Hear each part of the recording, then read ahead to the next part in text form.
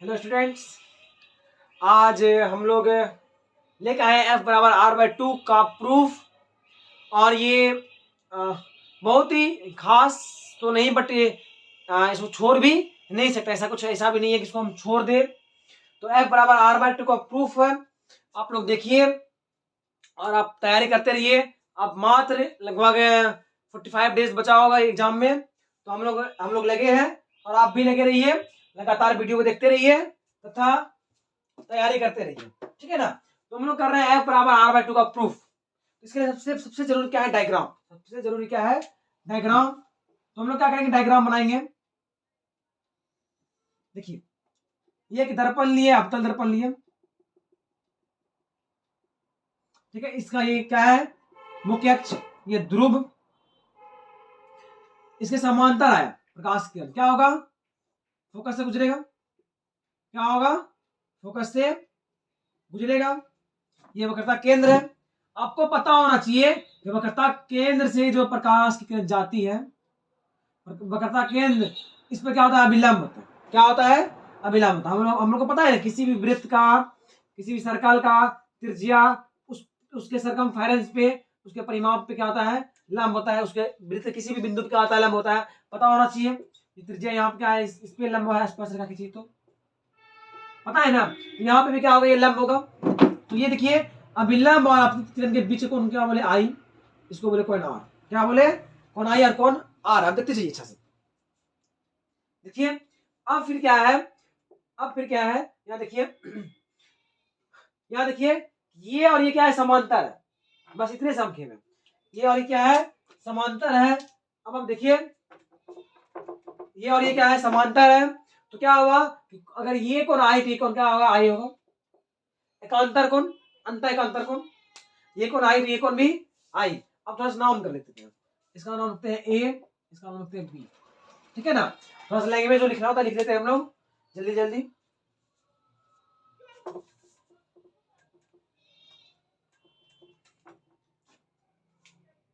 इसमें लिखेंगे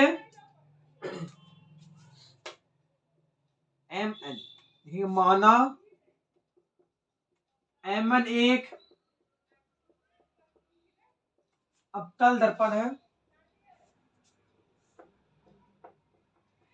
जिस पर मुख्य अक्ष के समांतर कोई ए बी किरण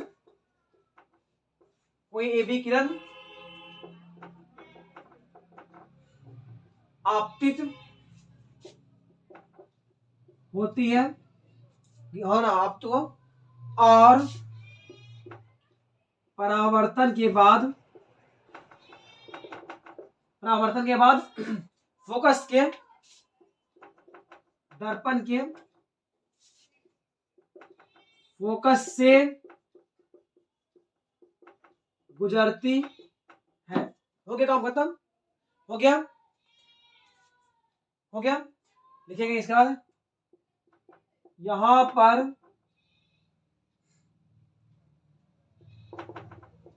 आपतन कोण ए बी सी, यहां पर इधर ही लिखते हैं, यहां लिखते हैं, यहां पर आपतन कोण ए बी सी बराबर कोण आई और परावर्तन कोण सी बी एफ बराबर कोण आर। देखिए तो है, ये दोनों आपतन कोण और परावर्तन कोण है, लिख दिए। अब लिखेंगे चूंकि ए बी समांतर सीपी, इसीलिए कोण ये ए बी सी बराबर बी सी एफ, कोण ए बी सी बराबर कोण C B C F, B C F बोलिए या बीसीपी बोलिए, बीसीपी किस रीजन से? एकांतर कोण। देखिए तो इसमें कोई दिक्कत? बस इसमें एक लॉजिक है कि अगर हम लोग को पता होना चाहिए कि अगर दो कोण बराबर है तो ये जो त्रिभुज है बी सी एफ, जो त्रिभुज है बी सी एफ कैसा त्रिभुज है? समद्विबाहु। कैसा है? समद्विबाहु। मतलब ये भुजा और ये भुजा क्या होगा? बराबर होगा। समद्विबाहु त्रिभुज का दो कोण क्या होता है? बराबर होता है, और दो भुजा क्या होता है? बराबर होता है। इसके सामने भुजा ये, इसके सामने भुजा ये, आपस में क्या होगा? बराबर होगा।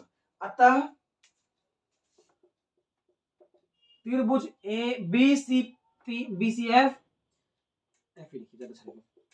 बी सी, अतः त्रिभुज बी सी एफ एक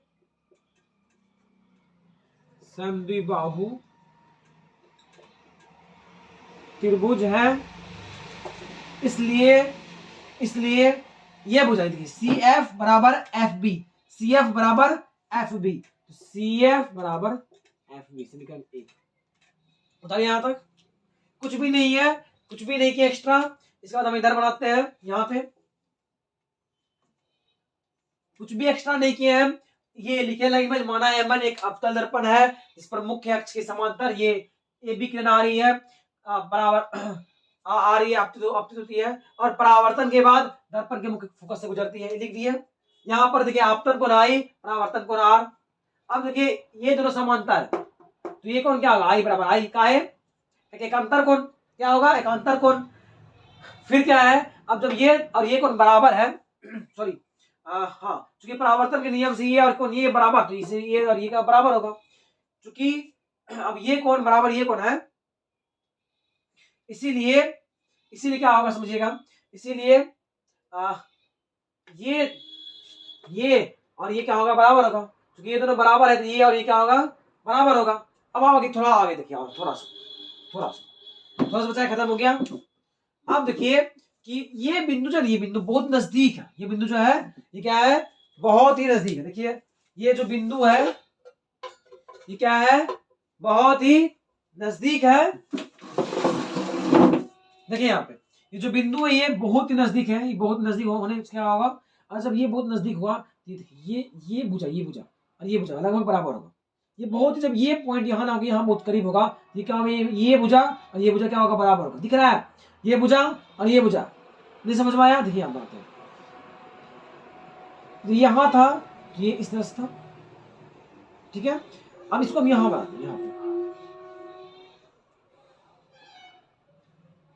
देखिए, तो ये और ये लगभग बराबर नहीं है, और पास ला दे तो लगभग बराबर नहीं होगा। देखिए तो क्या है कि जब ये बहुत नजदीक होगा ना, ये बहुत नजदीक होगा, तो ये भुजा और ये भुजा क्या होगा? बराबर होगा।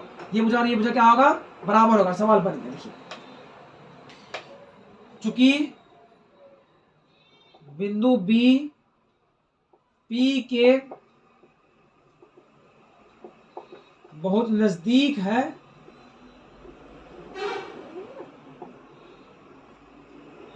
बहुत ही नजदीक है, इसलिए बी एफ बराबर पी एफ, बी एफ बराबर पी एफ।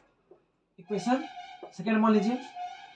अब देखिए एक बात देखिए, यहां देखिए ये बराबर ये, यानी एफ बी बोलिए, फिर इसी बी एफ बोल लीजिए, कोई दिक्कत नहीं है। ये देखिए बी एफ बराबर सी एफ और बी एफ बराबर पी एफ, तो यहां देखिए तो ये दोनों जब बराबर है, ये दोनों बराबर होगा, होगा। समीकरण एक और दो से क्या होगा?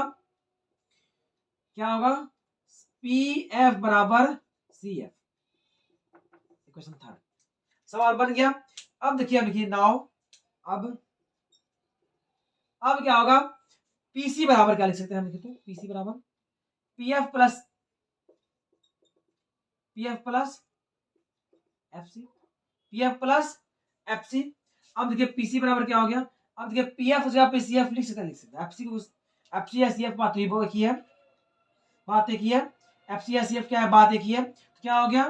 तो यहाँ लिखेंगे P F plus P F, इसको लिख सकते हैं ना समीकरण 3 से। देखिए पेज नंबर 1 हो गया, पेज नंबर यहाँ से 2 हो गया, और थोड़ा सा यहाँ बचा है, हम यूज कर लेते हैं पेज नंबर 3 पे। पीसी बराबर 2pf होगा कि नहीं होगा? अब आप देखिए एक मिनट के लिए, ये पीसी क्या है? ये क्या है? आर है, और ये क्या है? एफ है ना। तो क्या हो गया? आर बराबर 2 इंटू एफ। पोल से फोकस दूरी पोल से केंद्र की दूरी त्रिज्या, इसलिए बोलते हैं, इसलिए F बराबर R/2। प्रूफ, F बराबर R/2 प्रूव्ड। देखिए 1 2 3 कुछ नहीं किए, पहले लिखे थोड़ा सा लैंग्वेज, एमन दर्पण है जिसपे एक समुद्र है तो वगैरह वगैरह बात लिख दिया। इसके बाद क्या है कि दिखा दिए कि यहाँ पे ये आपतन कोण और ये परावर्तन कोण, ठीक है।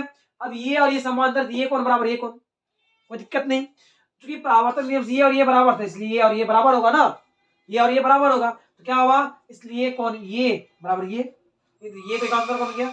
अब समझिएगा, जब ये और ये बराबर है, जब ये और ये बराबर है, तो किसी त्रिभुज का दो कोण तभी बराबर होगा जब वो कैसा त्रिभुज हो, समद्विबाहु त्रिभुज हो। देखिए आपका त्रिभुज BCF एक समद्विबाहु त्रिभुज है, इसलिए CF बराबर BF, CF बराबर BF, CF ये और ये बराबर हो गया। अब समझिएगा क्वेश्चन 1। अब लिखेंगे यहाँ पे, चूंकि फिर से पेज नंबर 2, यहाँ देखिए ये बिंदु बहुत नजदीक होगा, ये बिंदु क्या होगा, बहुत नजदीक होगा, तो क्या होगा, ये बराबर ये होगा, BF बराबर PF। अब समझिए यहाँ पे फिर से समझिए, ये बराबर ये होगा। अब यहां से देखिए कि जब BF बराबर PF और CF बराबर BF, तो क्या होगा, CF बराबर PF, यहां लिख दिया, ठीक है।